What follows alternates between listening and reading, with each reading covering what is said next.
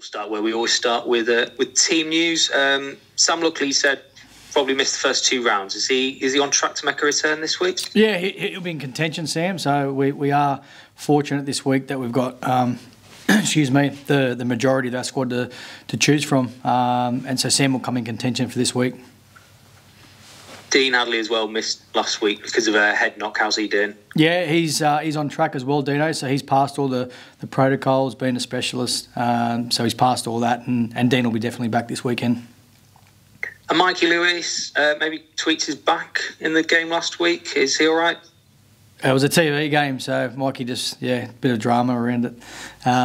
He just wanted a bit of camera on, did he? No, he's okay, mate. So, yeah, he did tweak his back, kicking the ball and obviously slipping, but it was okay. It settled down after a couple of days, so Mikey's okay. I think you touched on it there, but obviously having a Sam and Dean coming back might give you a few selection issues, especially given how well your pack's been playing. How would you go about selecting your team this week? Yeah, it's difficult. I'll go through the same process as I do every week. I'll go through my staff or our staff first and get their views and their opinions, and then I'll have mine on top of that. But so that process will stay the same, which it does every week. But it puts us in a position this week which you want to be in. You want to have those headaches, and we certainly got that this week. And there's going to be some players miss out that, should be in the team, but unfortunately, you can only pick 17. We spoke to Jai Whitbread today. He's one of those players in the pack who's had an impressive first 2 games at Hull. How have you made of his performance in these opening 2 rounds? Yeah, good. The exciting part for me is, I think he's best rugby's ahead. He's obviously adapting to the way we do things, the way we train, and we got him over here for a reason. He can play big minutes, and asked him and Jez Lytton and Minnie last week, to play big minutes. The other 2 played full games, and Jai played huge minutes for a prop, and there was a lot of quality in there. So there's no doubt that he's going to be better for what he did last weekend, and we'll see the best of him come around 11, 12, 13 once he's fully fit, fully match fit. But he'll play big minutes for us, and that was a big reason to get Jai over. We just needed that prop that could play bigger minutes, and Dean's been sort of moved to prop. He can play back row as well, but Jai's the one that can play big minutes and still do what he did, being out there with high quality. Obviously, Jai's quite a young lad as well. Do you see him with room for development in that in terms of as he matures into his game? Yeah, for sure. I mean, 25, 26, like most of the time, players start to go in their peak, but there's no doubt with being a prop, once you're fully developed, you become a grown man, and that's sort of 27, 28, 29, and that's when his best years are ahead of him. So it's great that we've got him this year, and there was a number of clubs that were after him, and we're glad that he chose us. Another player coming back this week will be Matt Parcell after he served his 1-game suspension. Obviously, Jez Lytton playing the full 80 last week. How does Matt Parcell feature in your squad and in your thinking this week coming? Yeah, look, I've always said it. We've got 2 very, very good hookers. But at some stage, we may not go with 2 hookers, or just to be depending on the bench and rotations and things like that. So Matty will come back into consideration for this week. Obviously, wasn't happy with having the week off, but he'll certainly come back in, and we know what he does to our squad and what he brings out of dummy half, and he'll do that for us every week. Will Jez be on the kicking duties again this week? I don't think I can give it to someone else after 5 from 5. So he's been putting photos up of himself, so he's pretty proud. But as I've always said, the goal kicking's it's something that we need to keep working on. It's not because it worked for us last week, and it's something that there's 3 or 4 or 5 guys that are still working hard every day and when they can to improve the goal kicking. And Jez is our goal kicker, and we said the reason why he ended up getting the tee last week is he's probably the most natural kicker. He's certainly the most natural in general play. So again, he will get better. There'll be times that that he will take a dip like any goal kicker. But we've obviously brought Ben Reynolds to the club, and Ben Reynolds is I think I asked him, was like an 88% goal kicker last year. So we knew there was a gap there, and we're doing our best, as I said previously, to make sure that we work hard to get that area right, because it's so important. Obviously, with one of the issues that with Jez kicking throws up is if you do run that two hooker squad and you're rotating between him and Matt Parcell, Jez might not be on the field for a full 80. How will you go about compensating for that if Jez spends 20 minutes off in a game? Yeah, exactly what I just said. We've got 3 or 4 guys goal kicking every day, and that's what we'll need. So if Jez is, if we did go with Matty and Jez needs a spell, that we've got a backup goal kicker. So we're working on, as I said, there's a number of guys kicking because of that reason. And as I said, there's also Ben Reynolds who will kick as well. Speak about Ben Reynolds, because this is the first time we've chatted to you since you brought him in. What's your reaction to bringing him into the club? Yeah, obviously we needed to fill that replacement, and I think we've got a quality player in Ben. He obviously played. We know him well. Played against us many times last year and got us in that Challenge Cup final. But he played a key role with Lee. I know what they think of him, and just his early the early signs that he's really looking forward to proving himself at our club. And I know he's 110% committed. Just things I won't go into publicly, but he's done a fair bit to show his commitment to us. And I know he wants to prove himself. And there's no rush for Ben. We'll just take our time with him, and then just make sure that we get him right and get him where he needs to be. But he's going to be a key player for us, at some stage this season. Obviously, he's got fairly tough competition in the halves with Tyro and Mikey in there playing the first 2 rounds. What's his approach to that, and what's his attitude that you've seen from him when it comes to fighting for a place in the starting squad? Yeah, exactly what I just said, mate. He wants to prove himself, and he'll do whatever it takes to do that. So whether that be playing another position as well, we do need... I do like to have a half on the bench who can play half and 9 as well. So there's definitely that opportunity for him down the track. He knows at the moment where he sits, and he's very comfortable with that. As I said, there's no rush. We'll just take our time. And at the moment, Mikey and Tyrone are our number one sort of half pairing. But as we've seen with everything going on at the moment, it can change pretty quickly, and rugby league can change very quickly. So we're a squad. We're a genuine squad. When we train, it's still sharp and still sort of mentality. And then once if whether it's form, whether it's suspension, or unfortunately if it's injury, then that next person's ready to go. So we'll work on Ben to make sure that he's up to speed with our calls and our systems, and just get him to where he needs to be. But as I said, there's no rush with him. One of your other halves, Tyro Mage, getting quite a lot of praise, including from yourself after the game last week. One thing you said, were you quite keen to encourage his open play and his off-the-cuff rugby, as you call it. Of course, those are characteristics that we often think about with Mikey Lewis, his partner, when we're talking about halves. How do you make sure that you're encouraging both players to play that off-the-cuff rugby, but also having like an anchored and solid halfback pairing? Yeah, I mean, when we looked at our squad, obviously, when Jordan moved to the Catalans, Jordan was probably that organising type halfback, where the other two were, play what you see type halves, and then not so much, the on the ball halves. But for me, after seeing more and more of Tyrone, he can play that role. There's no doubt about that. So, as I say, those two have got areas in their game you cannot teach. You can help with game management, but certainly our framework and our structures, they know what they are, and they're playing within that at the moment. You look at the halves pairing across the competition. It's very difficult at the moment for halves to stand out. But I've been really happy with the way that their partnership's developing. Now, look, we've got high standards, and we're always talking about improving. But again, you're not going to see the best of our halves pairing until again around 10, 11. Just as you're not the Leeds half pairing, or Huddersfield, they've got a new half at the moment. So it takes time, but I'm happy where they're at the moment, and it's easy when you're game planning against opposition, and you look at a halves pairing that are really structured and they do play for play.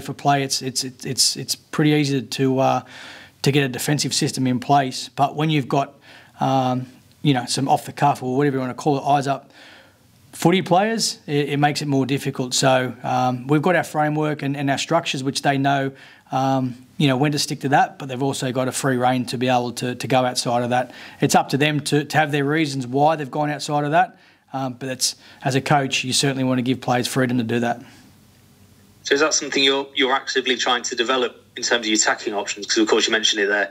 Last season you had Mikey Lewis as your off-the-cuff man, and then either Jordan or Rowan as your more structured, solid halfback. Is it a case of both Tyrone and Mikey having both those aspects to each of their games then? Well, what we want to do is get more out of our 9. We want to get more out of Jez, who's been starting, and then we want to get more out of Minnie, who's doing a really great job at the moment in our structures and being that ball player in 13. And then we want to get more out of Peta at fullback, who's very, very smart and understands. We'll have scenarios at training, and a lot of the time he's the voice behind all that. So we want others to complement what we've got with Mike and Tyrone, so they play a big role in it as well. Because as I said, we don't, when you do lose, an on the ball or a true organising half, then you need to look at your strengths. Our strengths is certainly what these guys bring that other teams will find difficult to plan against. It's like some other teams that have got those players as well. So you let them go, and what you need to try and do is free them up and find ways to be able to free them up. And as I said, guys like Minnie and Jez and Peta will help do that. I think it's fair to say that Peta looked a lot more settled into the fullback role last week than he did in round 1. Have you seen him warming into that position now? Yeah, I've seen it all pre-season. I mean, I thought he was really good in the friendly against Leeds. It was a dry track, and he caused them a lot of headaches in that game.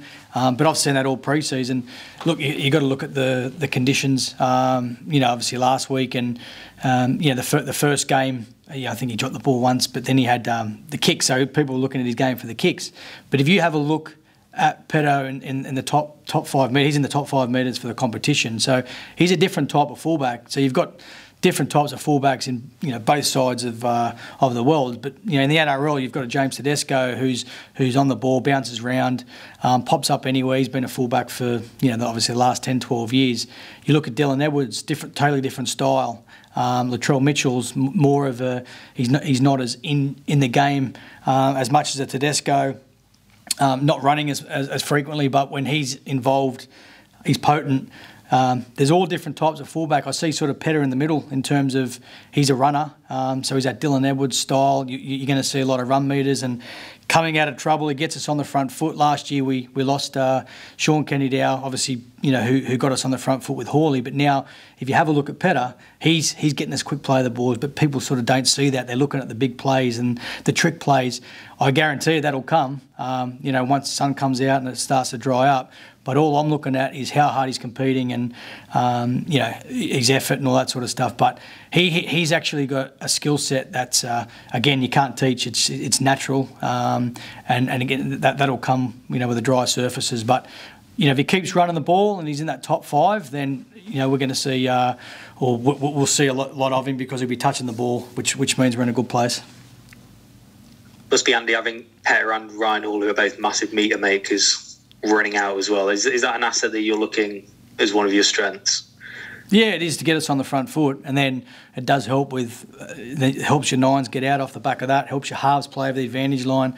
Last year we probably played a lot out of our 9s. This year we want to we use our halves more and play and get them on the front foot. So it's just finding that balance with our 9s getting out and when our 7s want the ball. But to do that, you need go forward. You need your Ryan Halls and your Peta Hikus getting us quick play of the balls, and we've done that. The first 2 games we've we've been around 1,700 metres for our run meters, and when you're upwards of that, most of the time it means you're in a good place, and you're asking, it doesn't not necessarily means you're asking a lot of questions, but it means that you're sucking the life out of the other opposition team because they're on the back foot, and we've probably done that well in the first 2 games.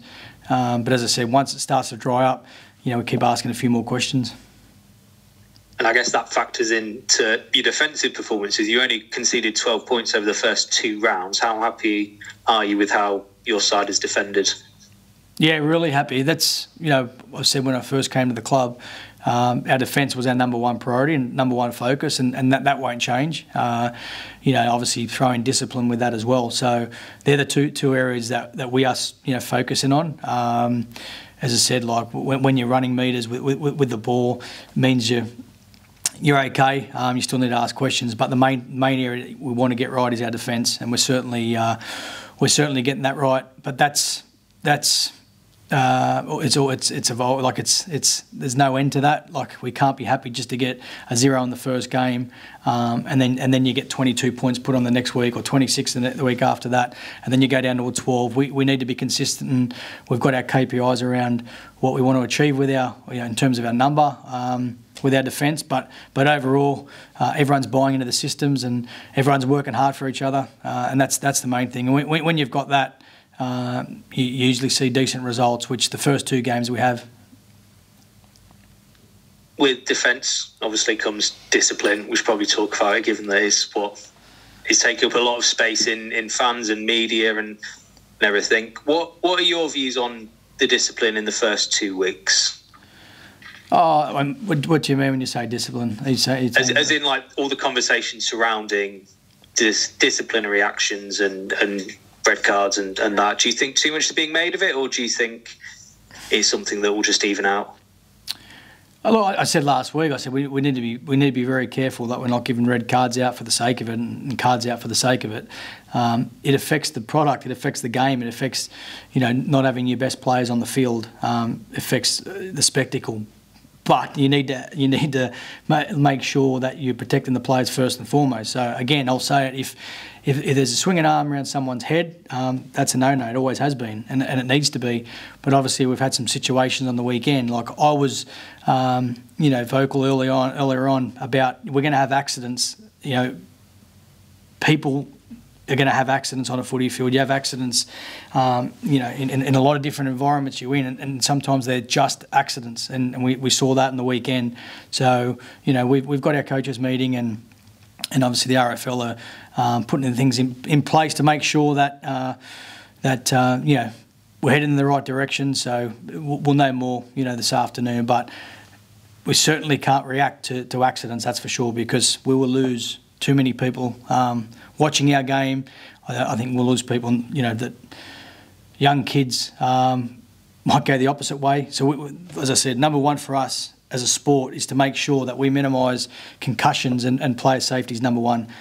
All us coaches back that 1,000,000%, but we just need to be mindful that we don't have what happened on the weekend, that we don't react to situations like that, because it's not good. Seen some real positives coming from rugby league over the first 2 rounds, but are you annoyed how much of the conversation is around disciplinary? Would you rather be talking about the increased attendances and the games that we've seen in the last fortnight? Yeah, of course, we all do. I mean, I watch every game. I love the game, and I watched the games after our Friday night, and I'm sure everyone would agree that they were really good spectacles. I thought St Helens and the Huddersfield game was high quality. I thought there was flow in the game. When it was a penalty was ordered. There was no cards because a card wasn't needed.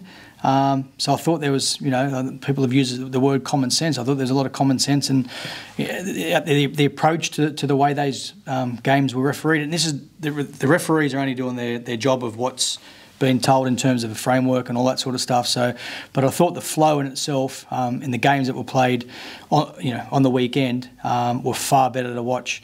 So, you only have to look at the World Club Challenge. That was a great game to watch. Great game to watch. So again, player safety is number one. You'll never hear anything from me. If a player gets hit around the head or a red card's needed, so be it, but we can't be giving them out the way we have been.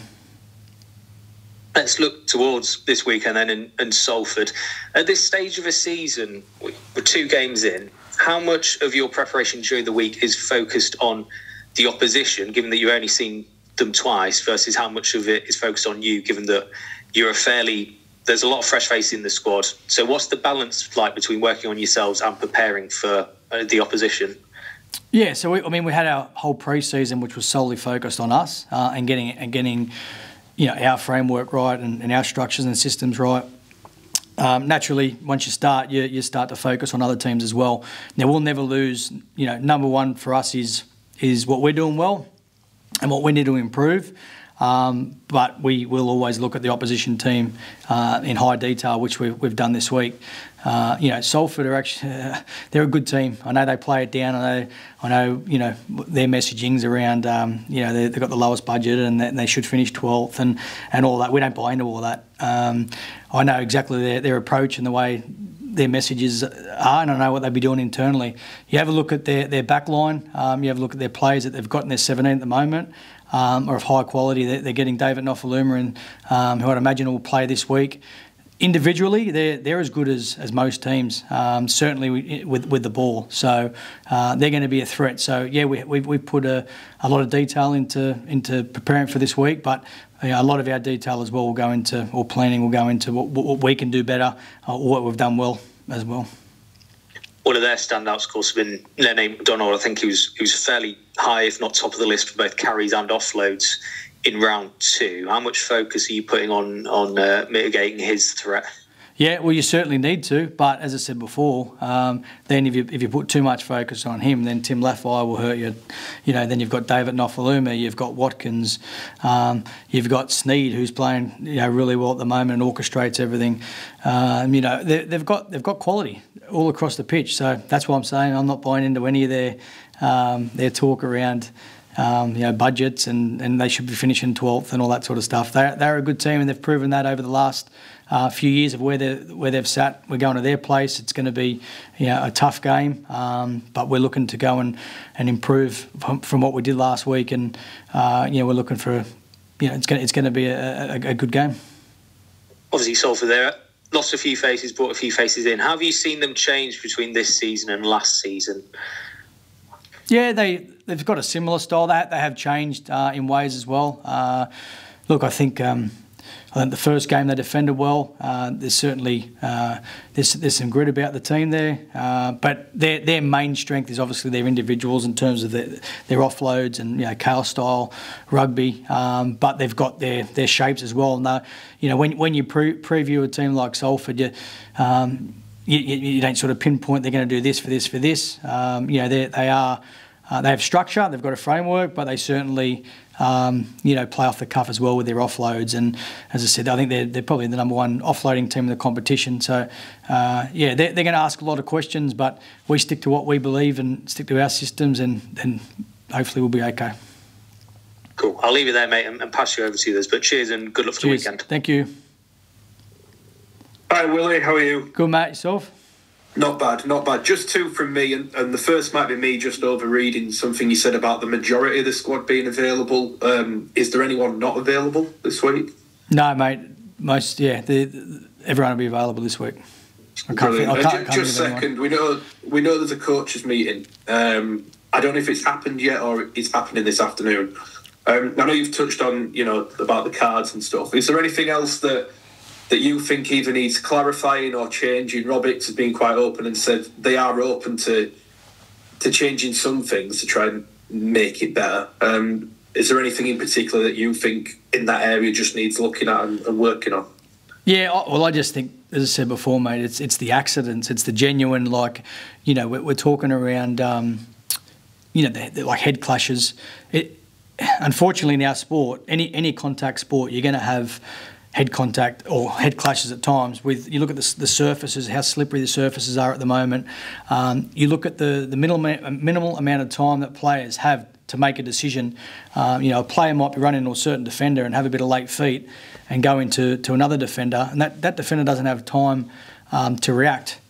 they clash heads, then the defender's getting, at the moment, is getting sent off. Now, that was my sort of concern at the start of the year, and I made the point, and we were sort of told at the time that it was going to be, if they bend their back and they do certain things within a framework that they'll stay on the field. Look, we've seen players get sent off that shouldn't be sent off. We've had some downgrading, so I think we're going to get there. We've got a meeting this afternoon. There's no doubt we're going to get there. But for me, I mean, unfortunately, you're going to have some collisions, and I've said it before. Like if you go low, you can still get knocked out. You can still have a knee or an elbow, or you can have contact at the head. You still can get concussed now. So we need to keep working as a game on making sure that it's as safe as possible. So we need to work hard on tackle technique. We need to make sure that there's minimal or as much as we can of that head contact. But we can't just react, and that's the biggest. I suppose the biggest point that I want to make is that there's going to be accidents in games, and we just need to, have common sense around: is it a genuine accident? Why did it happen? But you're not going to hear anything from me. If one of our players has a swinging arm and deserves 10 in the bin, or if they did get sent off and it's a legit send off, well, it always has been like that. So that should never ever change. It's just where we went last weekend. We've gone into some areas now which, I know the RFL have responded well from that in terms of like New Brown's example. So he didn't get suspended. That should never ever ever have been a send-off. There's no way in the world that should have been a send-off. Brilliant. Cheers, mate. Thank you. Hi, Willie. It's Martin here. Hey, Martin. How you doing? Oh, not too bad, mate. And congratulations on the start so far. Interesting game. Of all this weekend's games, yours is the one I'm most looking forward to watching, because I always enjoy watching you and I enjoy watching Salford, and it's one I find incredibly hard to predict. So, but I'm just wondering, you were talking about preparing for this game. I just wonder whether you've been putting your wingers through some catching practice, because Sneed is probably the leading kicker in the game, arguably, and it is almost bound to put, your wide guys under some pressure, and if they show any weakness, they'll get more and more of it, I would imagine. That must be an area that you look at, I imagine. Yeah, definitely, Martin. I mean, we make sure that our wingers and our fullbacks are catching after every session. But certainly this week, they're going to be tested. He's got a really good kicking game, Mark Sneed, and he's a quality player. He's the one that organises, and he's the one that gets him around the park, and he's got that little bit of off the cuff as well in terms of his early kick. So we need to, we've got a bit of a plan around it, but obviously we need to react as well, because it'll come when you least expect it.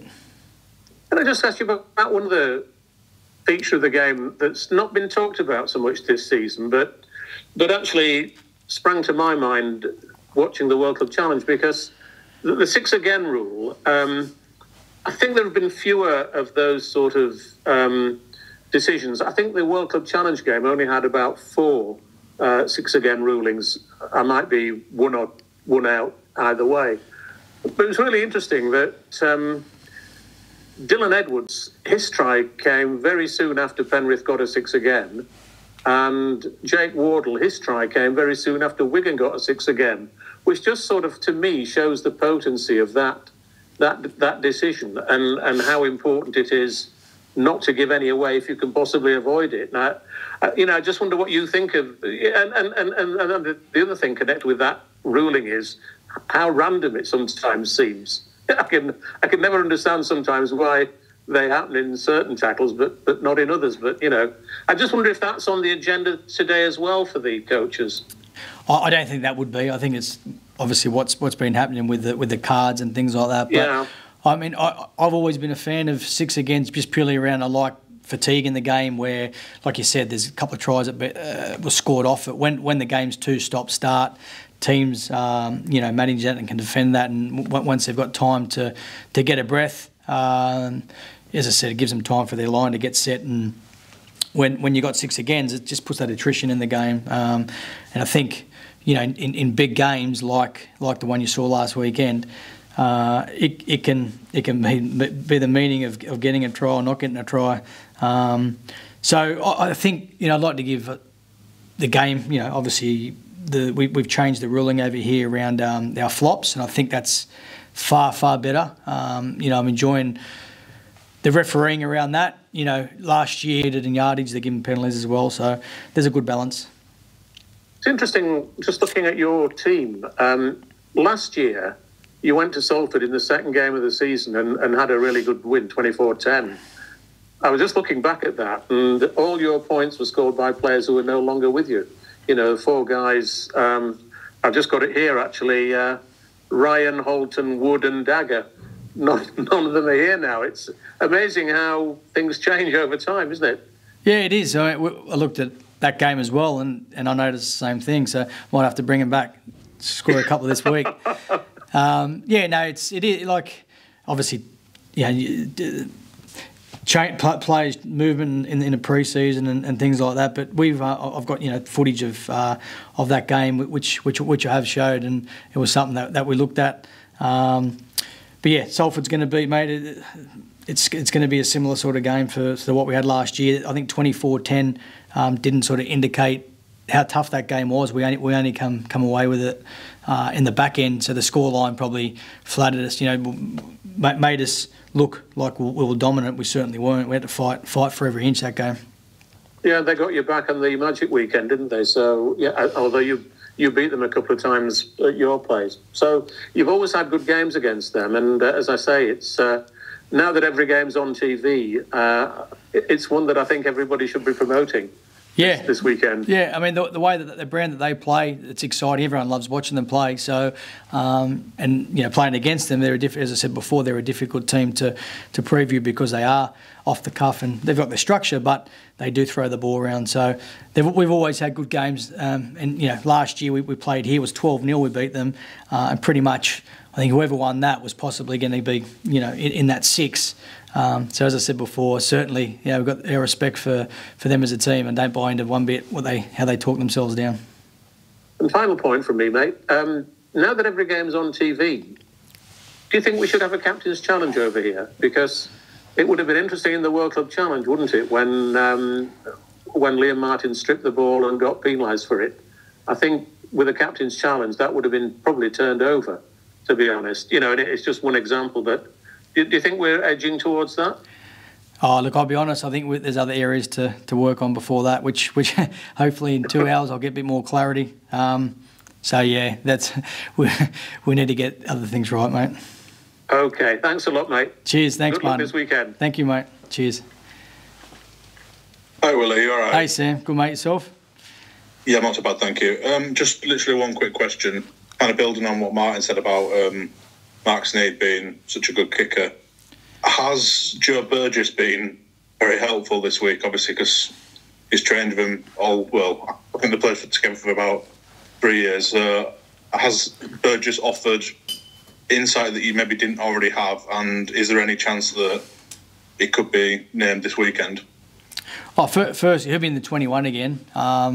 And we'll finalise the team later in the week. But what we do as coaches, obviously, we put the game or put our preview together and what we think, and then we'll ask the players a lot of questions around what they're seeing or what they know about Salford.